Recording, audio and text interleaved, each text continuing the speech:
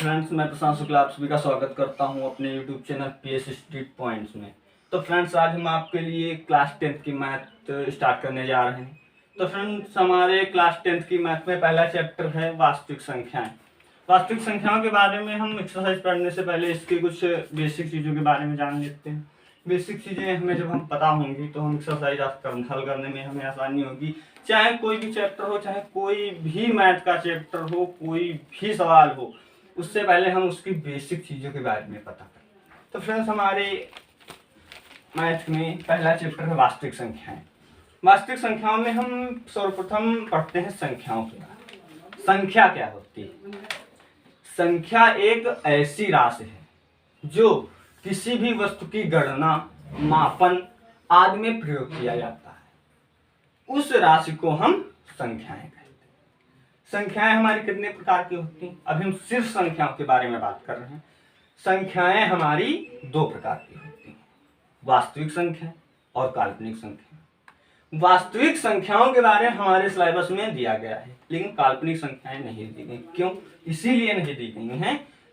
वास्तविक संख्या हम अभी तुम्हें संख्याओं के बारे में पहले बताते हैं। तो हमारी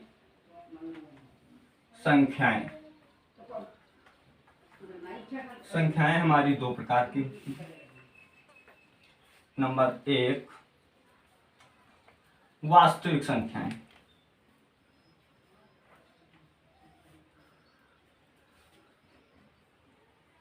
और नंबर दो, काल्पनिक संख्याएं।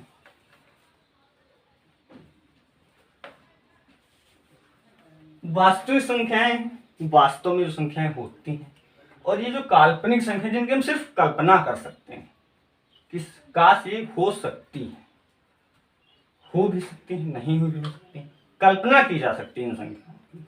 एक एग्जांपल हम आपको बता रहे हैं इस संख्याओं के लिए। जैसे हमारा दिया है x² + 2 = 0। एग्जाम्पल के तौर पे हम आपको बता रहे हैं। तो यहाँ पे हमारा x मतलब 2 है जो प्लस का है, पक्षांतर करेंगे उधर हमारा माइनस में चला जाएगा। तो हम x² = इधर हमारा प्लस का था, उधर गया माइनस का हो गया। अब हम यहाँ से जब स्क्वायर ऊपर से हटाते हैं तो सामने वाली संख्या पे रूट चढ़ जाता है। रूट चढ़ गया। अब इसका मान हम अभी तो हमारे सिलेबस नहीं दिया गया है, तो इसके बारे में अभी बात नहीं कर। पहले हम अपनी मेन संख्या उनके बारे में बात करते हैं जो हमारे सिलेबस में हैं, जिनकी हमें इस सिलेबस में पढ़ने में जरूरत पड़ेगी। उनके संख्या के बारे में पहले बात करते हैं। तो वास्तविक संख्या हमारी 5 प्रकार की मुख्यतः होती तो आगे कई प्रकार की। पहले हम 5 प्रकार के बारे में अध्ययन करेंगे, उसके बाद नेक्स्ट। तो हमारी 5 प्रकार की जो संख्याएं होती हैं, नंबर 1 होती है प्राकृतिक संख्या। प्राकृतिक संख्याएं। नंबर बी, पूर्ण संख्याएं।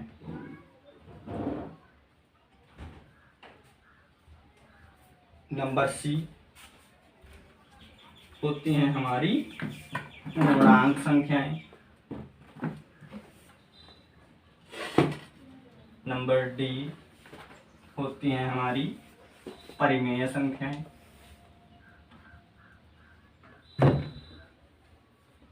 और नंबर ई हमारा होता है 5वां, अपरिमेय संख्या।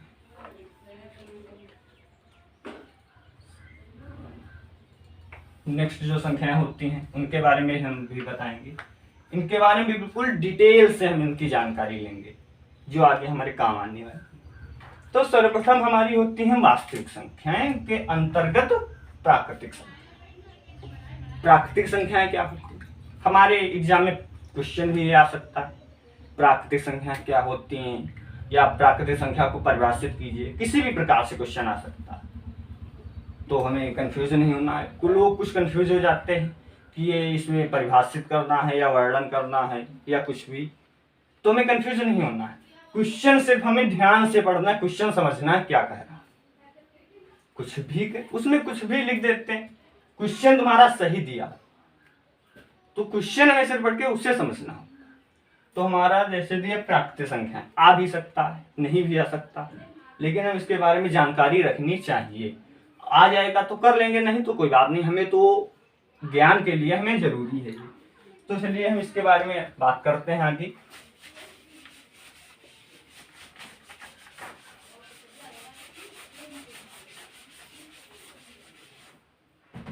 नंबर 1 हमारी प्राकृतिक संख्या।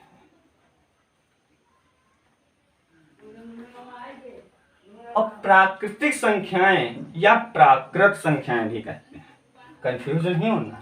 ठीक है सर। कहीं प्राकृतिक संख्या होंगी तो कहीं प्राकृत संख्या होंगी, ओके सर। कंफ्यूज नहीं होना बिल्कुल। प्राकृतिक या प्राकृतिक संख्या। Okay sir.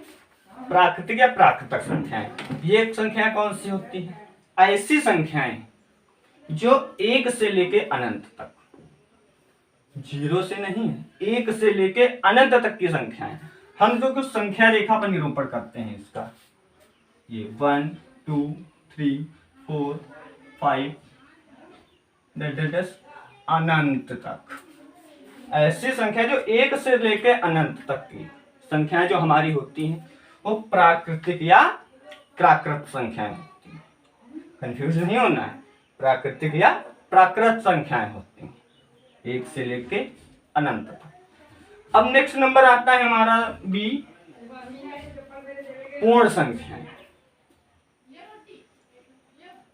पूर्ण संख्याएं, पूर्ण संख्या हमारी कौन सी होती है? पता होगा, काफी लोगों को पढ़ा होगा तो आपको अच्छी तरीके से समझ में आएगा। तो हम पूर्ण संख्याओं के बारे में बात करते हैं। पूर्ण संख्याएं कौन सी होती हैं? ऐसी संख्याएं जो 0 से लेकर अनंत तक, हमारी प्राकृतिक संख्याएं जो हैं वो हमारी 1 से लेकर अनंत तक होती हैं, 1 से लेकर अनंत तक, फिर चाहे जहां तक। और जो हमारी पूर्ण संख्याएं हैं 0 से लेकर अनंत तक, 0 से लेके अनंत तक की संख्याएं हमारी पूर्ण संख्याएं। इसको एक दूसरी परिभाषा में भी कह सकते हैं कि 0 और प्राकृतिक संख्याओं का समूह मिलकर पूर्ण संख्याएं होती हैं। 0 और प्राकृतिक, देखो हमारी जो संख्या, एक परिभाषा है कि 0 से लेकर अनंत तक की संख्याएं हमारी पूर्ण संख्याएं होती हैं, और प्राकृतिक संख्या हमारी 1 से लेकर अनंत तक। तो दूसरी परिभाषा में जब हम इधर इसको 0 जोड़ देंगे तो हमारी 0 से लेकर अनंत तक की तो पूर्ण संख्याएं हो जाएंगी। तो हम दूसरी परिभाषा में उसको कह सकते हैं कि 0 और प्राकृतिक संख्याओं का समूह हमारी पूर्ण संख्याओं का निर्माण करता है। समझ में आ गया? इसे भी संख्या रेखा पर ही निरूपण करके आप समझ सकते हैं। 0 1 2 3 4 डॉट डॉट डॉट इनफाइनाइट तक, यानी अनंत तक जो भी हमारी संख्याएं होंगी पूर्ण संख्या होंगी। अच्छी तरीके से समझ में आ रहा होगा। तो नेक्स्ट देखते हैं पूर्णांक संख्याएं। नेक्स्ट हमारा नंबर है पूर्णांक संख्याएं। ये संख्याएं कौन सी होती हैं? भाई प्राकृतिक संख्या हमारी 1 से लेकर अनंत तक थी, पूर्ण संख्या हमारी 0 से लेकर अनंत तक। अब पूर्णांक संख्याएं, पूर्ण संख्या और पूर्णांक संख्याएं अलग अलग होती हैं, कंफ्यूज नहीं होना है, कोई भी प्रॉब्लम नहीं है। यहाँ पे पूर्ण है, यहाँ पे पूर्णांक है, पढ़ने में भी डिफरेंस है, तो स्वाभाविक बात है कि ये अलग अलग संख्याएं हैं।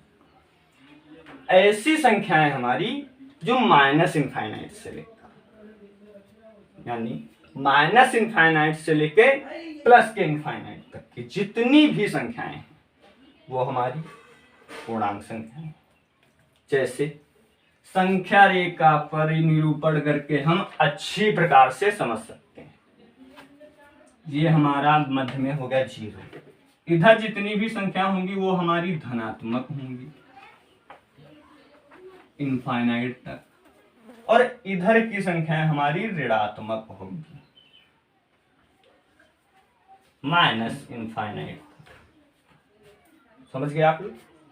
0 से यहां माइनस इनफाइनाइट से प्लस इनफाइनाइट तक की संख्याएं हमारी पूर्णांक संख्या होती हैं। समझ में आ गया? नेक्स्ट नंबर हमारा क्या? परिमेय संख्या। परिमेय संख्याओं के बारे में बात करते हैं। परिमेय संख्याएं क्या होती हैं, उन्हें कैसे प्रदर्शित किया जाता है, कैसे हम समझ सकते हैं कि ये हमारी परिमेय संख्याएं हैं या अपरिमेय संख्याएं हैं। आइए बात करते हैं।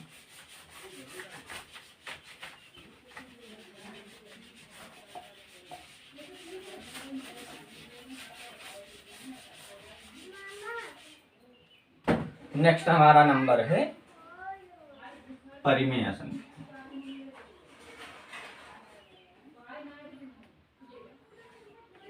ये हमारी कौन सी संख्या है? ओके सर, परिमेय संख्या ऐसी संख्याएं जिसे हम p बटा q के रूप में यानी भिन्न के रूप में लिख सकते हैं। कोई बिल्कुल क्लियर ही नहीं कि हम उसे p बटा q के ही रूप में लिखेंगे। p बटा q के रूप में लिख सकते हैं, या x अपान y के रूप में लिख सकते हैं, या a अपान b के रूप में, जो भी आपको अच्छा लगे उस रूप में लिख लीजिए। अचर में या भाई किसी के नाम, अपना नाम बटे किसी और का नाम, भिन्न के रूप में लिखेंगे, चाहे जैसे आपको अच्छा वैसे लिख सकते। तो ऐसी संख्याएं p बटा q जरा समझाने में आसानी होती तो हम वही लेते हैं। ऐसी संख्याएं जिसे हम p बटा q के रूप में लिख सकते हैं, p बटा q के रूप में लिख सकते हैं, जहां q not equal to 0। p बटा q के रूप में हम जो लिख सकते हैं वहां p तो हमारा शायद 0 हो सकता है या नहीं भी हो सकता, लेकिन हमारा q 0 नहीं होगा। क्लियर है ये बात? बिल्कुल सत्य, गलत नहीं होगी। p हमारा 0 हो सकता, लेकिन ये हमारा q 0 नहीं हो सकता, कभी भी नहीं। कंफ्यूज नहीं होना। वो हमारी जो संख्याएं होंगी परिमेय संख्याएं। फिर नेक्स्ट नंबर आता है अपरिमेय संख्याएं। नंबर ई। अपरिमेय संख्याएं हमारी कौन सी होती हैं? ऐसी संख्याएं जिन्हें हम p बटा q के रूप में नहीं लिख सकते, वे संख्याएं जो हमारी होती हैं अपरिमेय संख्या। ठीक है सर, नोट कर रहे हैं। जैसे अपरिमेय संख्या ये हमारी, इन्हें अपरिमेय संख्या कहते हैं। समझ में आ गया? बिल्कुल क्लियर बात है, जिन्हें हम p बटा q के रूप में नहीं लिख सकते। नेक्स्ट हमारा आता है अपरिमेय संख्या। आपको समझ में आ गया? ऐसी संख्या जिसे हम p बटा q, बिल्कुल परिमेय संख्या के बिल्कुल अपोजिट जो संख्या होंगी हमारी, वो हमारी अपरिमेय संख्या। नेक्स्ट हम बात करते हैं सम संख्या। हमने आपको 5 प्रकार की संख्या बताई, वो तो हमारी क्लियर होगी, आपको समझ में आ गया होगा। नेक्स्ट हमारी संख्या होगी सम संख्याएं। सम संख्याएं कौन सी होती है? सम संख्या ऐसी संख्याएं जो सम संख्या से विभाजित है। सम संख्या कौन सी होती है? जैसे 2, 4, 6, 8, 10, ये हमारी सम संख्याएं हैं। और ऐसी संख्याएं जो सम संख्या से विभाजित हैं।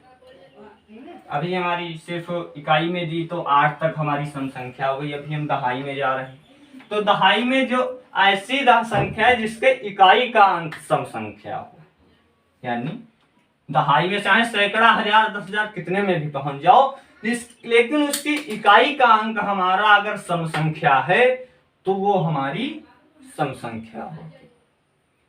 इन संख्याओं से विभाजित, यानी 2 से विभाजित ही होगी वो संख्या। सम संख्याओं से विभाजित संख्या होगी वो। नेक्स्ट हमारा आता है विषम संख्या। लेकिन सम संख्या का आपको एक हम उदाहरण बता रहे हैं। जैसे कि छोटा उदाहरण हमारा जैसे 8/2, या सम संख्या कोई भी लिख लो, 4 लिख लो, तो 4 दूना 8, 2 कट गया, पूरी कट गई, सम संख्या हमारी है। अभी हम 2 अंकों की ले रहे हैं संख्या, मान लिया 26 ले, 2 से हम काट रहे हैं, 13 दूना 26, पूरा कट गया, ये हमारी सम संख्या। यानी इकाई का अंक हमारा सम संख्या होना चाहिए। समझ में आ गया? तो नेक्स्ट हमारा नंबर है विषम संख्या।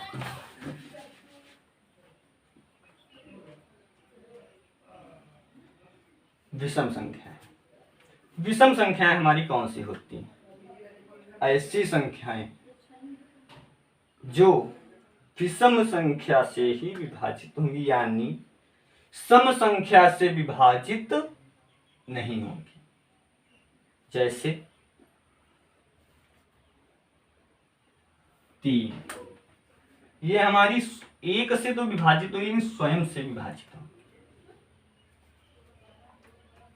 5 हमारी विषम संख्या, विषम संख्या से ये विभाजित होगी, बट ये हमारा 5 है, इसके नीचे विषम संख्या कोई भी नहीं। 3 है, 3 से विभाजित नहीं होगी, लेकिन सिर्फ 5 एक स्वयं से विभाजित हो गया, 1 से विभाजित।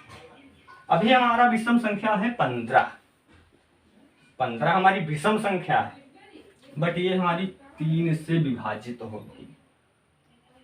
समझ में आ गया आपको?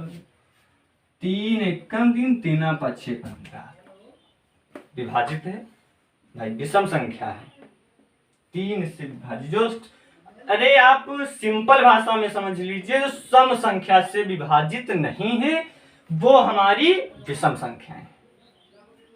जो सम संख्या से विभाजित है वो हमारी सम संख्या है, जो हमारी सम संख्या से विभाजित नहीं है वो हमारी विषम संख्याएं हैं। या ऐसे भी कह सकते हैं कि जिसकी इकाई का अंक विषम, वो हमारी विषम संख्याएं होंगी। सम होता तो सम संख्याएं थी, विषम है तो हमारी विषम संख्या। आ गया समझ? नेक्स्ट बात करते हैं हम आपकी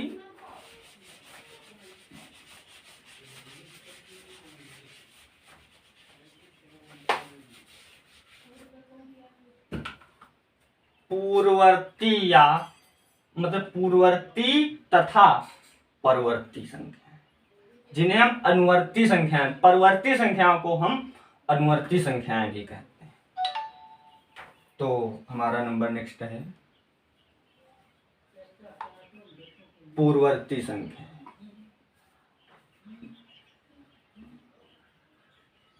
पूर्ववर्ती संख्याएं वह संख्या जिनमें से एक घटा दिया जाए। कोई भी संख्या मान लीजिए आप 5 है, वो संख्या जिससे एक घटाने पर जो संख्या हमें प्राप्त होगी, यानी 5 है, 5 में से हम जब एक घटाएंगे तो हमारा 4 प्राप्त होगा। ऐसी संख्या जिसमें से एक घटाने पर जो हमें संख्या प्राप्त होगी वो उस संख्या की, जो हमारी पहले वाली संख्या, उस संख्या की पूर्ववर्ती संख्या होगी। जैसे -5 मतलब 5 - 1, 5 में से हमने एक घटा दी, 4 बचा। 4 क्या है? 4 हमारी 5 की पूर्ववर्ती संख्या, यानी पहले की संख्या है। 5 के पहले हमारा 4 आता है। समझ लो, ऐसी संख्याएं जिनमें से एक घटाने पर जो संख्या प्राप्त होगी वो उस पहले वाली संख्या की पूर्ववर्ती संख्या। नेक्स्ट हमारा आता है परवर्ती या अनुवर्ती संख्या। दोनों कह सकते हैं, कंफ्यूज ना होना, दोनों कह सकते हैं। कहीं भी परवर्ती, ओनली परवर्ती दिया होगा, या ओनली अनुवर्ती दिया होगा, या परवर्ती या अनुवर्ती दोनों दिया होगा। कंफ्यूज नहीं होना वहां पे, आराम से। और जितना मैथ का आप रिवीजन करेंगे उतनी ही मैथ आपको आएगा। मैथ कोई रटने वाला सब्जेक्ट नहीं, समझने वाला, रिवीजन करने वाला। जितना भी आप रिवीजन करेंगे उतना ही मैथ आपको अच्छे तरीके से आएगी। बेसिक चीजों के बारे में जान लेंगे, एक्सरसाइज हल करने में आसानी होगी। सूत्र जितने पढ़ लेंगे उतने सूत्र से जो हमारा सवाल हल होता है वो आराम से हल होगा। आइए नेक्स्ट आता है हमारा परवर्ती या अनुवर्ती संख्या।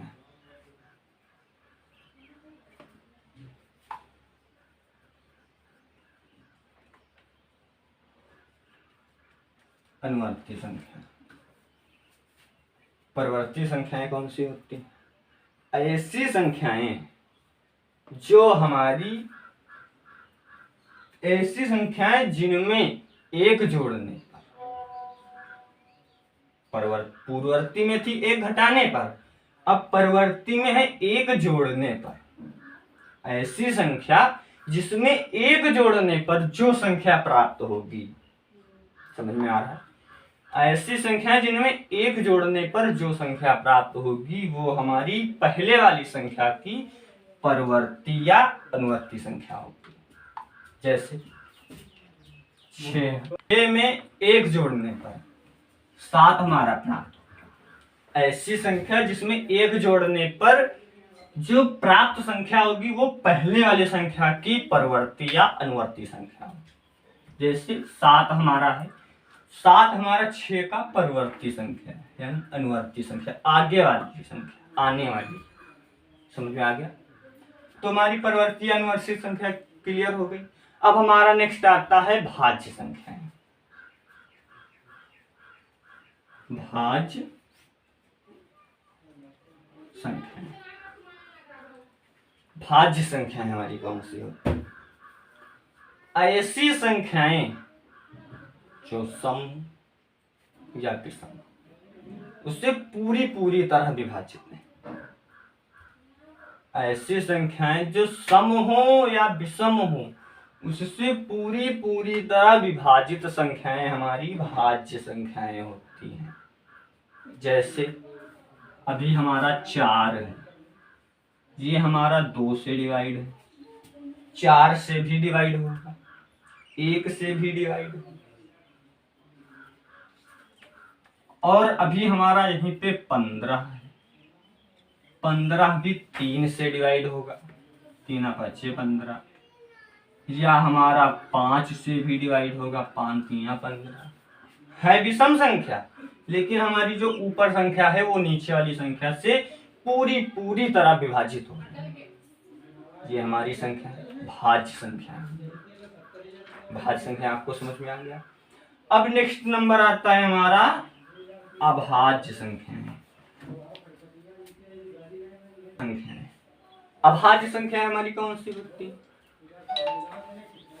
ऐसी संख्याएं जो एक से और स्वयं से विभाज्य, यानी 15 है हमारा 3 से विभाज्य, भाज्य संख्याओं के अंतर्गत आता है, ना कि अभाज्य संख्याओं के अंतर्गत। जो हमारी अभाज्य संख्याएं होती हैं वो एक या स्वयं से विभाजित होती हैं, या अर्थात उसके अतिरिक्त किसी और संख्या से विभाजित नहीं।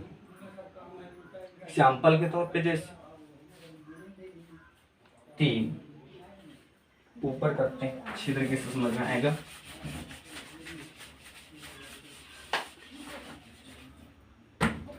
3 1 से विभाज्य है, 1 3 3 और 3 से विभाज्य, 3 है कम। 1 और 3 के अलावा किसी और से विभाज्य है नहीं है, तो ये हमारी अभाज्य संख्या है। 5 1 और 5 के अलावा किसी संख्या से विभाज्य नहीं, ये हमारी अभाज्य संख्या होंगी। 7 1 और 7 के अलावा किसी संख्या से विभाज्य नहीं, ये हमारी अभाज्य संख्याएं होंगी। अब आता है 9। 9 है हमारा संख्या विषम है, लेकिन वो 3 से विभाजित होती है। अब आप अभाज्य में यही सोचेंगे 3 में जोड़ा 5, 5 हमारी अभाज्य है, तो 3 में 2 जुड़ा 5 हो गया। अब 5 में 2 जुड़ा 7 हो गया, ये भी हमारी अभाज्य है। अब हम 7 में 2 जोड़ दें 9 आ जाएगा, ये भी हमारी अभाज्य, वो नहीं होगी क्योंकि वो 3 से विभाजित हो रही है। और अभाज्य संख्याओं की परिभाषा है वे संख्याएं जो एक और स्वयं से विभाजित होती हैं, अन्य कोई संख्या से विभाजित नहीं, क्योंकि कदापि नहीं, वो हमारी होती हैं अभाज्य संख्याएं। 11 है जो हमारी अभाज्य संख्या है, जो एक और सिर्फ 11 के अलावा किसी से विभाजित नहीं। 13 नेक्स्ट आता है 15, ये हमारी भाज्य संख्या है क्योंकि ये 3 से भी विभाज्य है और 5 से भी विभाजित होती है, ये हमारी भाज्य संख्या है। सम संख्या नहीं है लेकिन भाज्य जरूर है। 17 ये हमारी भाज्य संख्या है। 19, ये हमारी ये भाज्य संख्या। फिर नेक्स्ट आता है 21, ये 7 से भी विभाज्य है, 3 से भी विभाज्य है, ये हमारी भाज्य संख्या। इतना क्लियर है। अब इस चैप्टर में एक हमारा सूत्र दिया है, न्यूक्लिड विभाजन प्रमेय का सूत्र है ये, लेकिन है एक भाग का रूप ही, लेकिन रूप परिवर्तन करके एक सूत्र बना दिया गया। देखते हैं।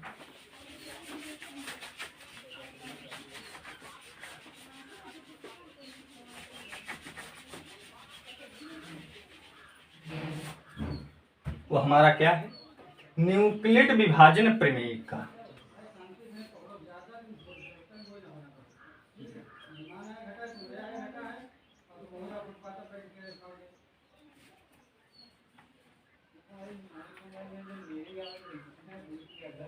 या उसको हम न्यूक्लिड विभाजन प्रमेय भी कह सकते हैं। प्रमेय का फुल नाम है, शॉर्ट में उसे प्रमेय भी कहते हैं।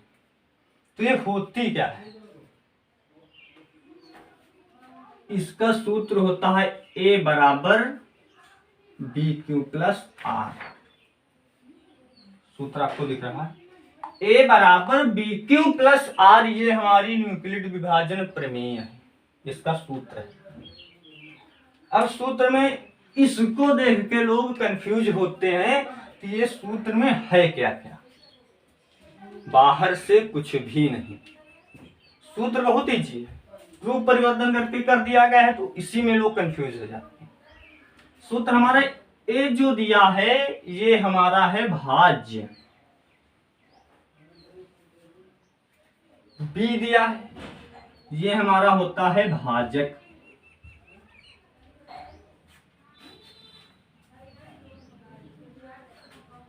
जो क्यों दिया है ये हमारा होता है भागफल,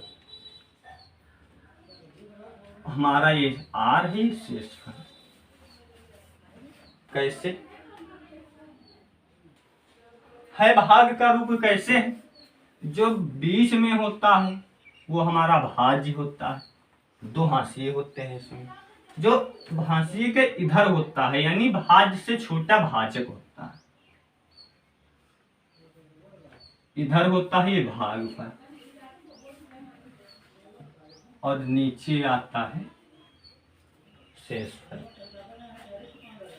इसमें बिल्कुल सेम भाग का है, रूप परिवर्तन कर दिया है।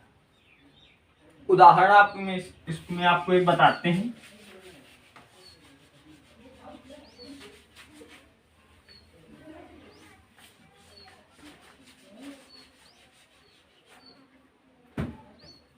जैसे एग्जाम्पल के तौर पे एक उदाहरण क्वेश्चन की तरह हम आपको बताते हैं। 25 और 115, 25 और 115 का HCF न्यूक्लिड विभाजन प्रमेय से ज्ञात कीजिए। ये हमारा एक्सरसाइज के अंतर्गत आएगा, लेकिन एग्जाम्पल के तौर पे हम सूत्र के साथ आपको एक समझा दे रहे हैं। तो इसमें हमारी छोटी संख्या है 25, जो कि हमारी एक भाजक है। जब बड़ी संख्या जो हमारी वो भाज्य होती है, छोटी वो हमारी भाजक होती है। तो हमारा सूत्र होता है A = BQ + R। HCF इसका इसी सूत्र से ज्ञात करना पड़ेगा, सूत्र दिया है। वैसे इससे आप लोग भाग करके ज्ञात कर ले, भाग इसमें भी है लेकिन इसका डिटेल दूसरे टाइप से, दूसरे रूप में हल करना है। भाग जैसे हमने दिया 25 भागे 115, सेम है, भाजक है हाशिए के बाहर और दोनों हाशियों के अंदर है हमारा भाज्य। 25 को 100 गुणा आती होगी आराम से, नहीं आती तो पहाड़ा याद करना जरूरी है, उसी से हमारे बहुत सरलता हो जाती है भाग गुणा जोड़ घटाना ये सब करने में। तो 25 को 100, अब इसमें से हमें घटाना है 100, 115 से। कॉमन सी बात है, 115 से जब हम 100 घटाएंगे तो हमारा 15 ही बचेगा, 15। इसी सूत्र में सब पूरे मान पुटअप कर दीजिए। ए कितना था 115। बी कितना दिया है हमारा 25। क्यों हमारा भागफल है। हाँ सीधे इधर साइड में 4 गुणे 4 प्लस आर हमारा शेषफल बचा 15। हमें यहाँ पे 0 लाना पड़ता है तभी हमें उस संख्या का एचसीएफ ज्ञात होगा।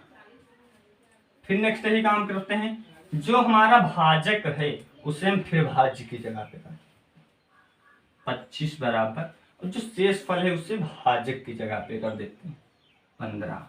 अब फिर इसका करना है 15 एकम 15, 2 बार करेंगे 30 हो जाएगा, जो 25 से ज्यादा है गलत हो जाएगा, घटेगा नहीं पहली बार, इसीलिए हम 15 एकम 15 करते हैं। बचा हमारा 10, 25 में से 15 गया 10 ही बचा। फिर हम वही कर देते हैं इंटू 1 हमारा ये भागफल, शेषफल हमारा बचा 10। 15 हम फिर यहाँ पे करते हैं भाज्य की जगह पे, और शेषफल को हम करते हैं भाजक की जगह पे। फिर वही एक बार ही जाएगा, 10 एकम 10 बचा हमारा 5, आंसर हमारा 5 बचा आर। फिर हम 10 यहाँ पे करते हैं बराबर 5 इंटू 2 प्लस 0, यानी 5 दूना 10, आंसर हमारा आर आ गया 0। और हमें एचसीएफ ज्ञात करने में 0 शेषफल आना पड़ेगा। कॉमन सी बात है, बिल्कुल क्लियर है कि जब तक हमारा 0 नहीं आएगा हमारा क्वेश्चन पूरा हल नहीं। 0 आ गया, क्वेश्चन हमारा पूरा हल हो गया।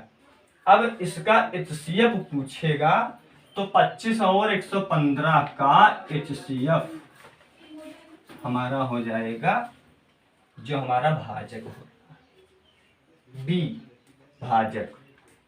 तो 25 और 115 का एचसीएफ हमारा आया 5। ये हमारा आंसर इसका है।